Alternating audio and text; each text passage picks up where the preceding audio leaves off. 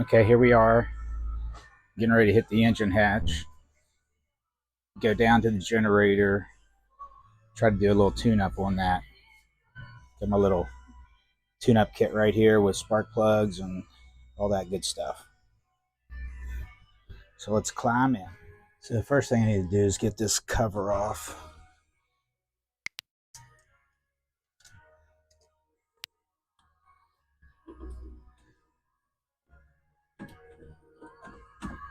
There's a front panel here, pulls out. The top has a couple screws that need to be removed. Try not to lose them in the bilge.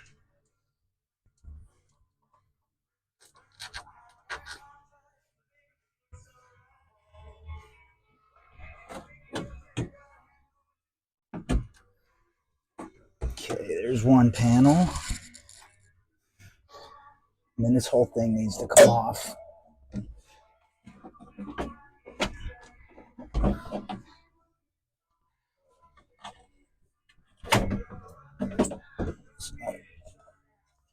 Set that back there. That exposes the whole top of the genset.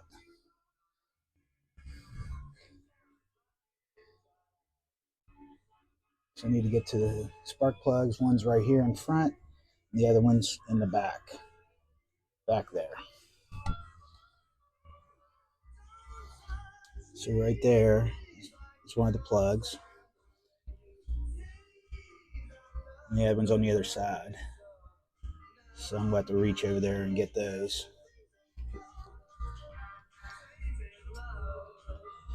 Then I got my trusty plug gap tool. So let's get started. First thing I need to do is remove the plug wires, which are very easy.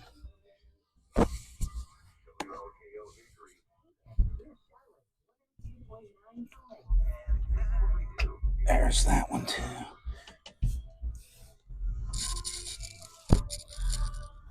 All right, we get the right socket, and it's 21 millimeter.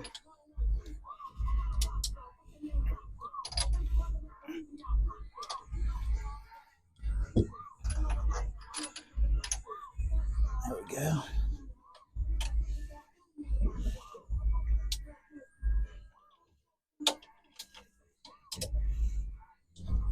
There we go. And once I get it started, then I just take it off by hand. There we go. Looks like it's seen better days to me. For sure.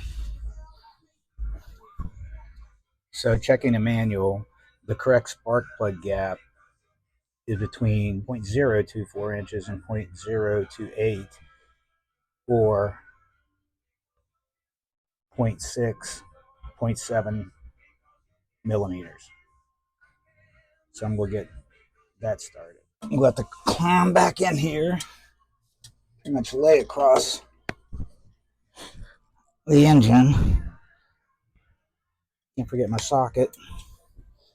I hope I don't drop anything behind it.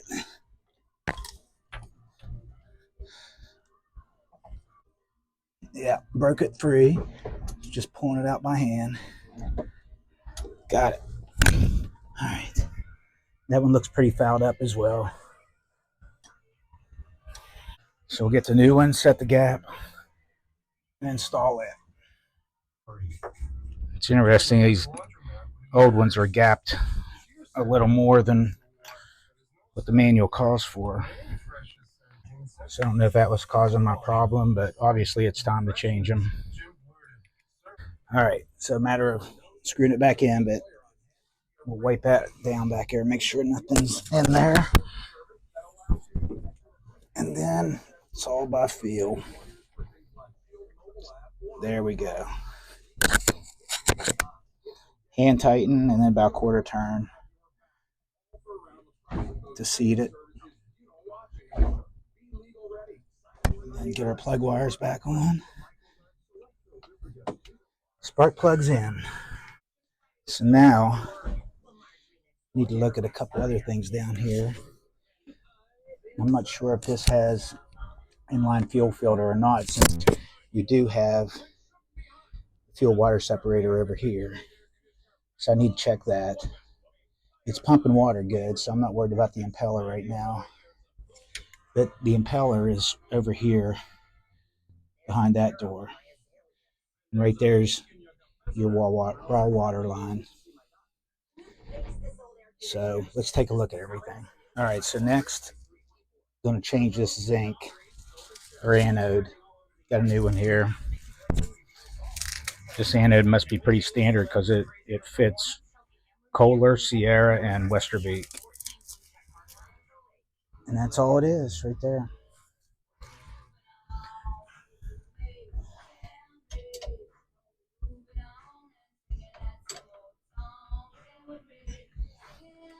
And of course, it's got paint on it, so it makes it a different animal. And it's probably never been changed. So I may have to use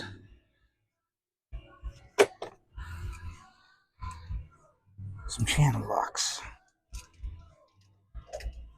Get it moving at least. There we go.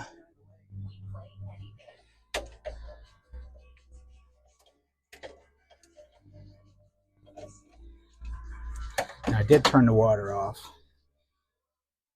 so it shouldn't be a problem there. And actually, that one's not bad at all. This Genset doesn't have very many hours on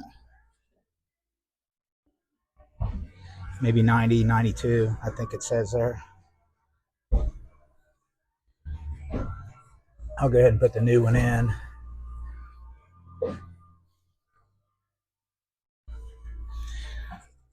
And keep the old one, just in case. It easily threads right in there.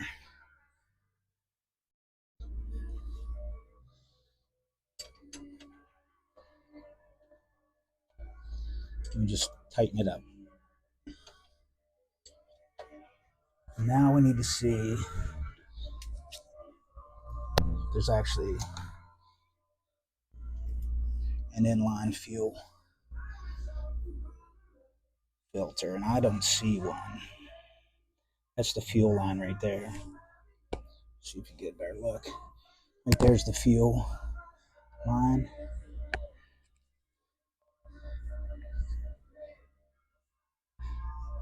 So I'm going to take this panel off and take a look. Need a little socket for that. Spin these off real quick.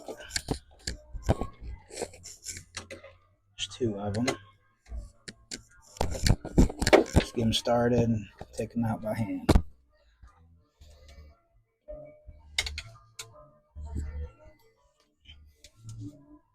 And yep, there is one in there.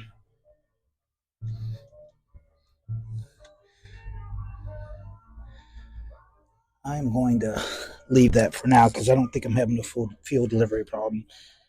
If the changing the spark plugs doesn't correct my low issue, then I'll go back and change that. It'll be easy to get back to. And we'll go ahead and test run it with the shield off. Nothing's easy in a boat.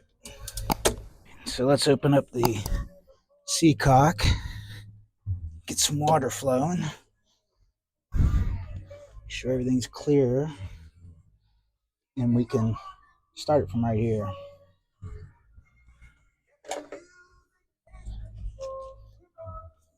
By just hitting this. So let's give her a shot.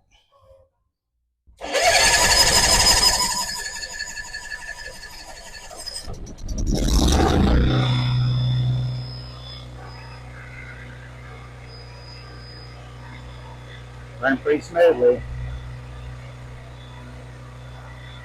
It had a little mist in it, a little backfire as well. Sounds good. We'll check later and put some load on it, see how she performs. Shut her down now.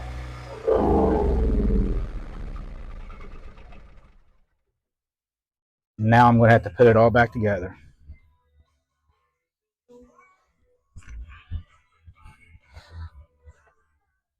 Tight space.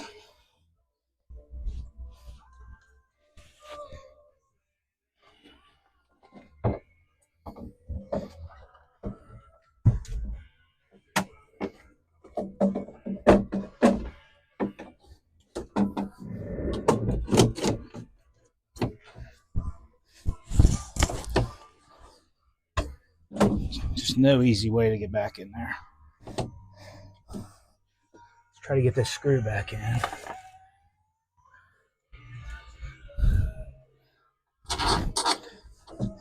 Got her.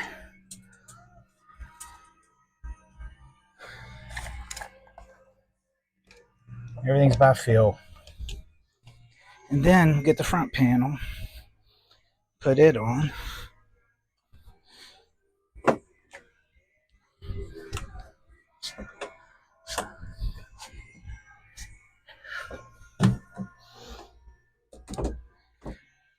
Then we'll start it one more time. Make sure nothing's messed up.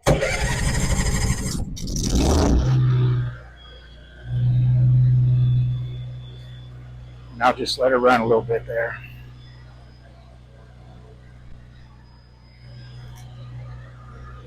And there she is, all buttoned back up. You can see not very many hours on her. But the generator's turned like a kitten. So that's all that matters. See you next time.